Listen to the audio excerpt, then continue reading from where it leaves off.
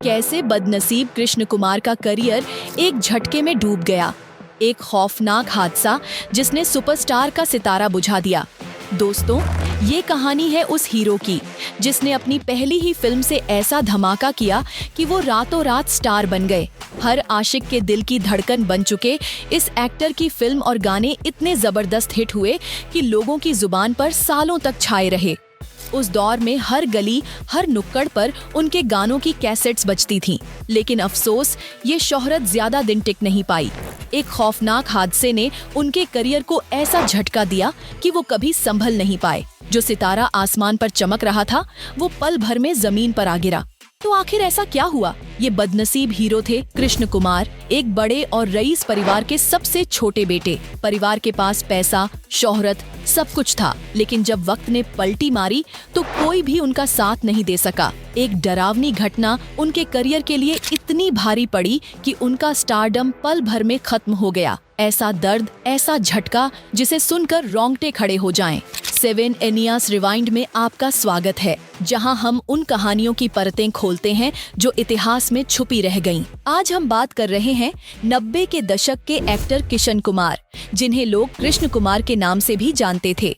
लेकिन इससे पहले कि उनकी कहानी शुरू करें, चलिए थोड़ा पीछे चलते हैं और उनके बड़े भाई गुलशन कुमार की प्रेरक कहानी पर नजर डालते हैं। कृष्ण कुमार के पिता फल और जूस की दुकान चलाते थे।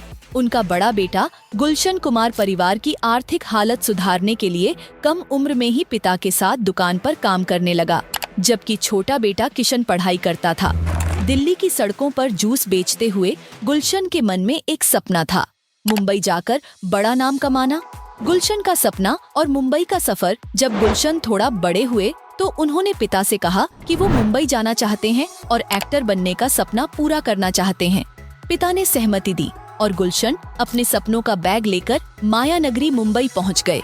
मुंबई के शुरुआती दिनों में गुलशन ने गुरुद्वारे में शरण ली और अपनी किस्मत आजमाने की कोशिश की।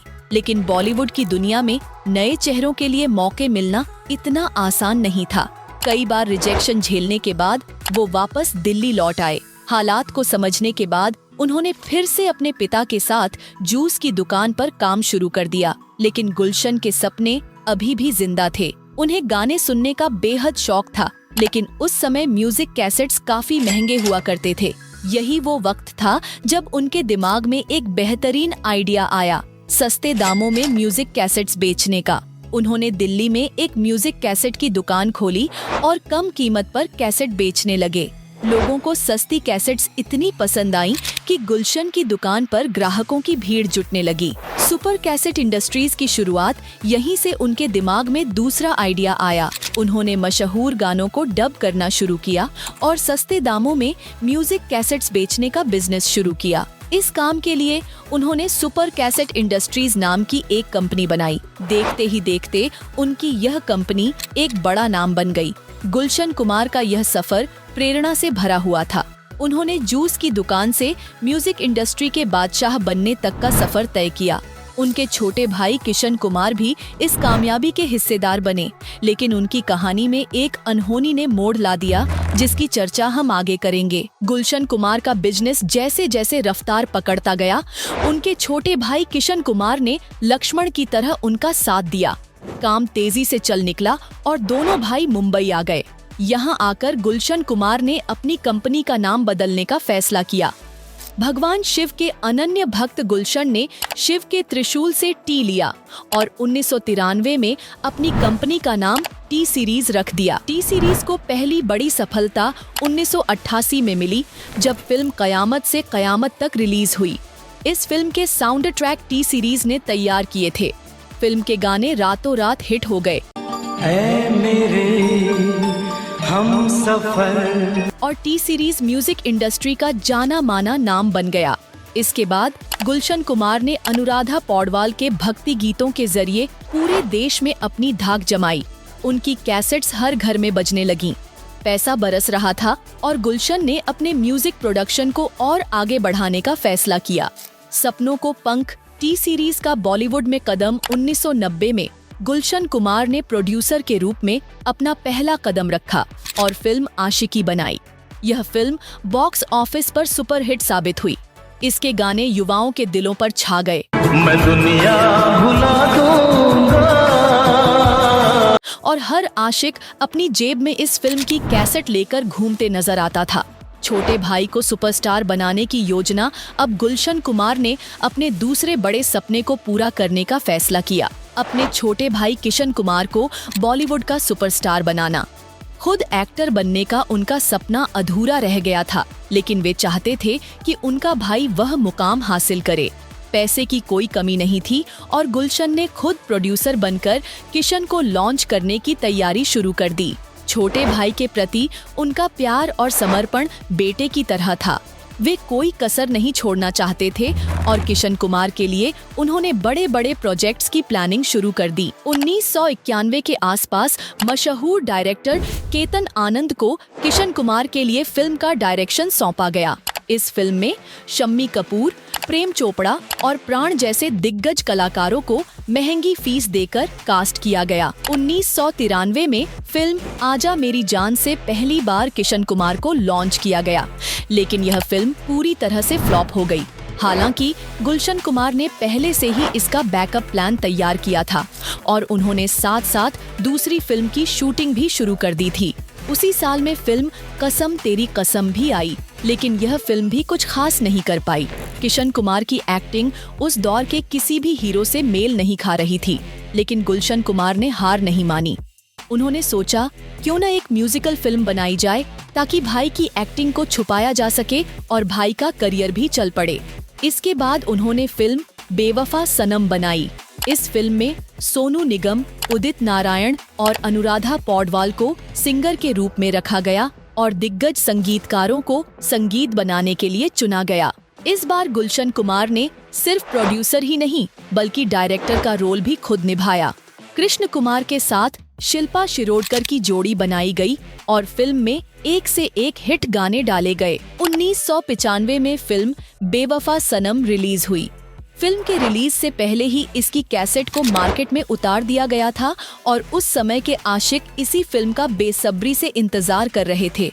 फिल्म के गाने जैसे दिल तोड़ के हंसती हो, ओ दिल तोड़ के हंसती हो मेरा, उदित नारायण द्वारा गाया और अच्छा सिला दिया सोनू निगम के द्वारा सुपर डुपर हिट साबित हुए। सिला दिया तूने मेरे प्यार का। इन गानों ने ऐसी धूम मचाई कि बाजारों से कैसेट गायब होने लगे।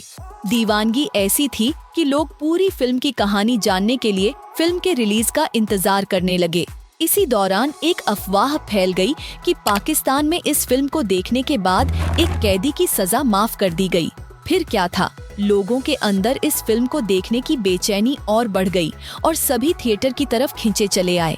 फिल्म ने ब्लॉकबस्टर साबित होते हुए दो लोगों को रातों रात स्टार बना दिया। पहला था हीरो कृष्ण कुमार और दूसरा था गायक सोनू निगम। अब गुलशन कुमार के हाथ एक शानदार आइडिया लग चुका था कि वह म्यूजिकल फिल्मों के साथ अपने भाई को सुपरस्टार बना सकते थे। इस फिल्म के आने के बाद कृष्ण कुमार की एक्टिंग में भी निखार आया था और अब दूसरे प्रोड्यूसर भी उनके पास आने लगे थे।